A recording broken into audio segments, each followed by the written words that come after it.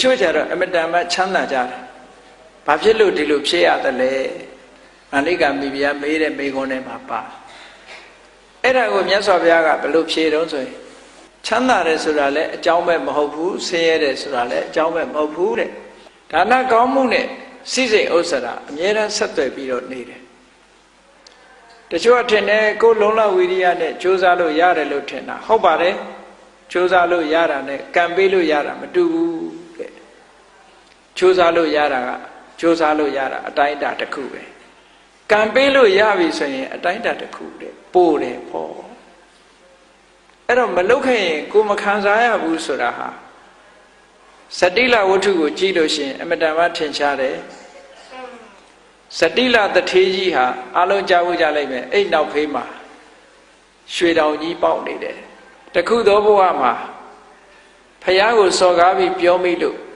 ကတ္တဝမြတ်စွာဘုရားရဲ့စေတီတော်နဲ့ပတ်သက်ပြီးစော်ကားပြောမိလို့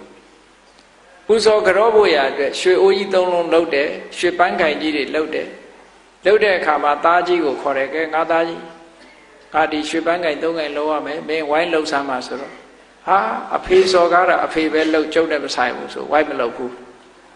တားလက်ခိုင်းတဲ့အခါကျတော့လေတားလက်ကလည်းဒါအဖေစော်ကားတာအဖေပါသည်လို့ကျွန်တော်မလုပ်နိုင်ဘူးတားငယ်လေးခိုင်းတဲ့အခါကျတော့ဩအဖကိစ္စဆိုတာလောက်ရမှာပေါ့ဆိုပြီးတော့အတက်တရောသူကဝိုင်းလှုပ်ခဲ့တယ်အဲ့ဒီရွှေအိုးကြီးတွေလှုပ်ပြီးလှူခဲ့တဲ့ကုသိုလ်ကောင်းမှုကြောင့်ရွှေတော်ပေါက်တာအဲ့တော့ခုနကသားကြီးနှစ်ယောက်က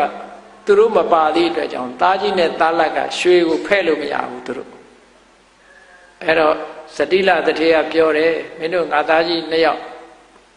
ဒီရွှေတောင်ကမင်းတို့နဲ့မဆိုင်ဘူးတဲ့ငါသားငယ်လေးနဲ့ပဲဆိုင်တယ်အဲ့တော့သူပေးသမျှနဲ့ခြေနိုင်ကြပြီတော့လို့ဒီလိုပြောပါလားအဲ့ဒါကကံပေးတာနော်အေးဒါကြောင့်ဘုလို့မြတ်စွာဘုရားက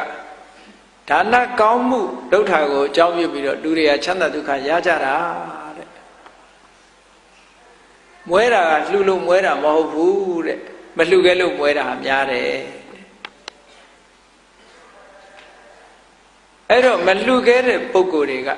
မွဲတည်ပြီးတော့လှူခဲ့တဲ့ပုဂ္ဂိုလ်တွေကချမ်းသာတာဖြစ်တယ်ပေါ့ဒါကိုဆိုလိုတယ်ပေါ့